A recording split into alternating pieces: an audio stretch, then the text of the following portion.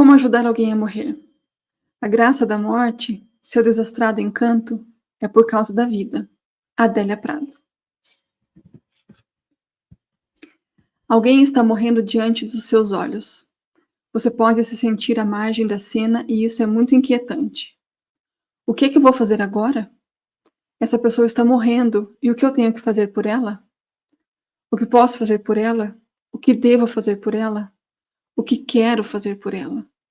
E enquanto você se faz esse tanto de perguntas, o tempo passa, a vida passa, e a pessoa sob seus olhos passa. Agora eu vejo o rio que está passando. Atravesso, molho os pés. Sinto a água, fria ou quente. Vejo ou não o fundo do rio, mas posso sentir a areia sob meus pés quando decido entrar e dou os primeiros passos. O que é que eu faço aqui na beira do rio? E aí? Ao buscar entender o que eu estava fazendo na beira do rio, vejo-me na beira de um leito de vida que se esvai como um rio em busca do mar. Completo. E a única coisa de que tenho certeza é: não há como responder por que as pessoas morrem. Muitos discordarão dessa última frase, pois cada um tem suas teorias e suas certezas. Mas até hoje, nenhuma teoria ou certeza individual, artística, espiritual ou científica conseguiu responder o que é a vida. Quanto mais responder por que a vida acaba. Então não perco tempo fazendo essa pergunta, porque pertence à mesma categoria de por que o fogo queima? Por que a água molha? E qual o sentido disso? Enquanto desperdiçarmos tempo aceitando ilusões sobre o que é a vida, não conseguiremos chegar à essência dela. Falta a verdade sobre nascer e viver, e passamos a vida sob a falta de verdade sobre o que é morrer. Todas as pessoas morrem, mas nem todas um dia poderão saber por que viveram.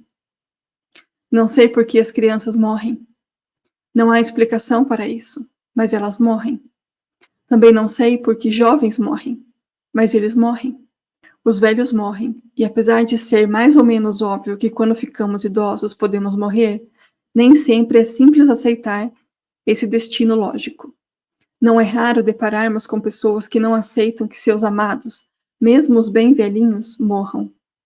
Mas sejam idosos ou jovens, ricos ou pobres, pretos ou brancos, homens ou mulheres, sejam advogados ferozes, voluntários ou políticos corruptos. A morte um dia vai bater a porta. Poderá vir acompanhada de uma doença e de sofrimento, estejamos prontos ou não. Então, pressupor que precisamos nos preparar para a morte não ajuda a evitar esse encontro, mas ajuda a evitar o temor desse encontro e a transformá-lo em respeito.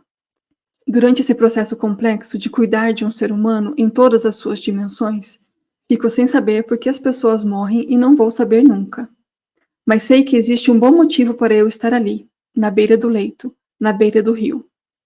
Se estou diante de uma pessoa que está morrendo, sei que tenho muitas coisas importantes para fazer naquele momento sagrado da vida. E qual é o meu papel nesse encontro? Estou ali porque tenho que estar. No meu trabalho, a minha busca é responder a uma única pergunta: o que eu posso fazer para aquela situação ser menos dolorosa? O menos difícil possível? O que tenho que aprender para estar lá, ao lado daquela pessoa, e fazer com que aquilo seja vivido de uma forma bem menos sofrida do que se eu não estivesse presente? Enquanto as pessoas não olharem para a morte com honestidade de perguntar a ela o que há de mais importante sobre a vida, ninguém terá a chance de saber a resposta. O problema é que caminhamos ao lado de pessoas que pensam que são eternas.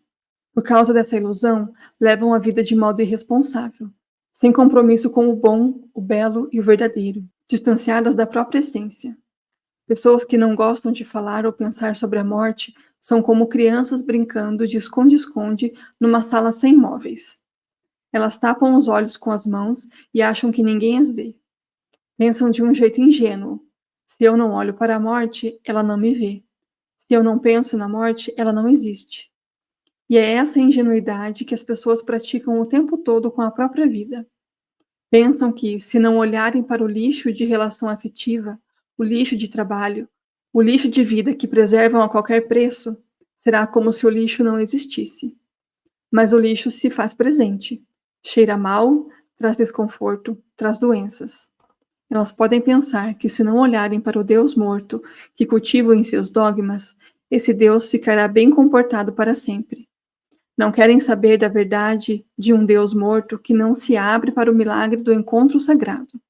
Essa gente vive meio morta para as relações de amizade, para o encontro com seus pares. É gente morta dentro da família e morta também na relação que tem com o sagrado em sua vida. Viver como mortos faz com que essa gente toda não consiga viver de verdade. Existem, mas não vivem. Há muitos ao nosso redor. Eu os chamo de zumbis existenciais. Nas redes sociais, ao insistir em compartilhar violência e preconceito, ao persistir na vaidade de se manterem feliz por dentro e bobamente feliz por fora, as pessoas cultivam cada vez mais a própria morte, sem se dar conta disso. Todos como crianças adoecidas, estranhamente crescidas, nuas, com as mãos tapando os olhos, acreditando-se invisíveis, sem perceber que estão expondo suas piores expressões à luz de toda a sociedade. Estão ausentes da própria existência, e isso talvez seja a maior causa de arrependimento experimentado no fim da vida. Faltar na própria vida é uma dessas ausências impossíveis de explicar. A conexão consigo mesmo, com o outro, com a natureza, com o mundo à sua volta e com o que cada um de nós considera sagrado exige, antes de tudo, um estado de presença. Não há espaço para falar sobre morte com pessoas que não estão vivas em suas vidas. Não estou falando sobre conversar com os mortos de fato. Refiro-me a esses mortos-vivos, a essas pessoas que não conseguem realizar com um mínimo de coragem uma reflexão sobre a morte. Zumbis existenciais que já se enterraram em todas as suas dimensões humanas e caminham sem rumo, só falta morrer fisicamente. Aqui falaremos sobre as dimensões do processo de morte. Na área da saúde, estuda-se muito a parte biológica. No entanto, a biologia é apenas o que nos dá a oportunidade de experimentar o que é ser humano. Porque ser humano não é ter coração e pulmões funcionando. Não é somente a habilidade de manter seus órgãos trabalhando adequadamente para sentir-se bem. Buscamos viver nas melhores condições normais de temperatura e pressão, que os cientistas gostam de chamar de CNTP. Mas para que almejamos condições normais de temperatura e pressão?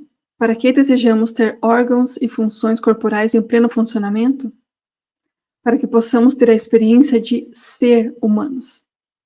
O ser humano é a única espécie da Terra que é definida por um verbo. Vaca é vaca, boi é boi, borboleta é borboleta. Mas ser humano, só nós.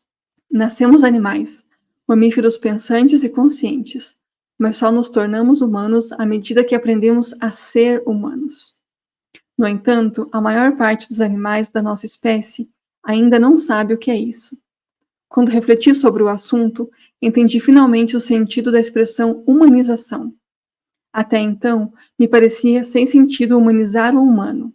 Agora percebo claramente que a maior parte dos animais pensantes e conscientes de nossa espécie se comporta de maneira instintiva e cruel, não se aprofundando em seus pensamentos, sentimentos e atitudes. Falar em humanizá-los, portanto, passou a fazer sentido para mim. A gente está sendo, e a completude de ser humano só se dá quando sabemos qual é a finalização desse processo. Cada um de nós se organiza, se descobre, se realiza para ser humano até o dia em que a morte chega. E é só pela consciência da morte que nos apressamos em construir esse ser que deveríamos ser. Chega uma hora em que nos preocupamos em fazer check-up, em perder a barriga, em tomar conta da vida dos filhos. Pensar na morte nos faz pensar que é preciso fazer alguma coisa. Outro grave engano. Vamos nos distanciando do ser pelo caminho do fazer. Pensamos então que uma vida boa é uma vida que nos levou a ter coisas e a fazer coisas. Mas quando chega o tempo da doença, não podemos mais fazer nada. E quando deixamos de fazer, pensamos que isso é morrer, mas não é ainda. A ideia de ser humano é simplesmente existir e fazer diferença no lugar onde estamos, por ser quem somos. As pessoas que se ausentaram da própria vida serão apenas ausências no tempo de morrer. Porque muita gente é assim na vida. um ausente quase que constante, e quando está presente, sente que esse tempo está vazio. Voltamos às dimensões da morte. Para ajudar uma pessoa que está morrendo, é preciso entender o que está acontecendo com ela. A dimensão biológica é uma condição necessária apenas para que as outras dimensões se expressem. Somos todos seres complexos, homens ou mulheres, crianças ou idosos, de qualquer cor, raça, credo ou profecia. Somos seres que contemplam a possibilidade de valorizar nossa dimensão física, porque estamos aqui, nesse tempo e nesse espaço. Temos também uma dimensão emocional, a mais universal que existe. Universal no sentido de tamanho, de complexidade, não na acepção do que é igual para todos. Há ainda a dimensão familiar, a dimensão social. Todos os artigos e textos que falam das dimensões do sofrimento enumeram 4: física, emocional, social e espiritual. Como já trabalho nessa área há bastante tempo, acabei me permitindo separar a dimensão social da dimensão familiar. A dimensão familiar tem uma complexidade que independe da sociedade em que se vive. Cada família tem o próprio microcosmo, cujo funcionamento pode ser bom ou ruim. Os políticos, por mais arrogantes que sejam, podem dizer ou escrever o que quiserem sobre o conceito de família. Mas a única coisa real que pode definir esse grupo é o laço de amor que une seus membros. Nem mesmo laços de sangue são tão fortes quanto o afeto integral que une uma família. Pode haver famílias consideradas moral ou eticamente ruins, que, no entanto, são funcionais. Cada um cumpre uma função na dinâmica familiar. Sempre tem aquele que é o bode expiatório, aquele que é o chato, aquele que é o falso, aquele que cuida de todo mundo, aquele que pode ser considerado o provedor, financeiro ou existencial. Cada um ocupa um espaço dentro da família. Espaço esse valioso e essencial para o bom funcionamento dela. Todos se equilibram e buscam uma harmonia dentro desse desenho de mobile. É por isso que, para mim, a dimensão familiar é totalmente diferente da dimensão social. E então temos a dimensão espiritual, que pretendo destacar, pois o sofrimento espiritual pode ser um dos mais intensos nos tempos finais da vida humana. A compreensão do que é o processo de morrer facilita muito a vida de quem está cuidando. Quando sabemos o que está acontecendo, temos condição de conduzir aquele processo de maneira natural e de perceber a morte também de maneira natural. Permissão para a morte natural. A morte será seu maior acontecimento individual. Clarice Lispector. O que é morte natural no mundo em que a ciência fala de células-tronco? Hoje vivemos uma era ímpar na medicina. Muito se pode fazer para prolongar a vida humana. Ainda assim, mesmo com toda a tecnologia, morreremos. Ter uma morte natural pressupõe a existência de uma doença que segue seu curso natural de evolução. Independentemente dos tratamentos que possam ser oferecidos, mesmo os mais modernos. Morte natural é aquela que acontecerá em decorrência de uma doença grave e incurável, que está piorando e para o qual a medicina esgotou suas possibilidades de tratamento. Nada impedirá a pessoa que tenha tal doença de chegar à morte. É uma condição inexorável para aquela situação. E é essa pessoa, a esse paciente, que ofereço os cuidados paliativos. Os cuidados paliativos que pratico há 20 anos são esse processo de assistência para quem está na reta final. Às vezes, a reta final não é reta final no tempo, é a reta final da nossa vida. A terminalidade pode se prolongar por anos. Terminalidade não é a semana que vem. Terminalidade não é tempo, e sim uma condição clínica que advém de uma doença grave, incurável, sem possibilidade de controle, e diante da qual, impotente, a medicina cruza os braços. Isso pode ser vivenciado em horas, dias, semanas, meses ou anos. Se a doença avança devagarzinho, pode levar anos. Se vai depressa, a pessoa parte em uma semana ou em poucos dias. Na dimensão biológica, quando fui pesquisar o que é o processo de morte, a medicina tradicional não me forneceu respostas para as perguntas que me inquietam. Falando agora de maneira bastante técnica, o processo ativo, na iminência da morte, é descrito como uma falência de órgãos ou até uma sepsemia. Por isso, a maioria das pessoas morrendo são levadas ao hospital e transferidas para a unidade de terapia intensiva. Os médicos ainda não aprendem na faculdade a diferença entre ter uma parada cardíaca e morrer. Na verdade, morrer é um processo que jamais poderá ser interrompido, mesmo que façam tudo o que a medicina oferece. Se o processo ativo de morte se inicia, nada conseguirá impedir seu curso natural. Mas o que é o processo ativo de morte?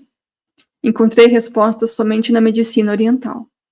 Busquei informações em vários livros dessa tradição e, somando esse conhecimento à minha atenta observação das centenas de pessoas que acompanhei, hoje me sinto mais serena para orientar a família e todos os envolvidos no momento em que o ser humano está morrendo. Então, o que acontece quando a gente morre?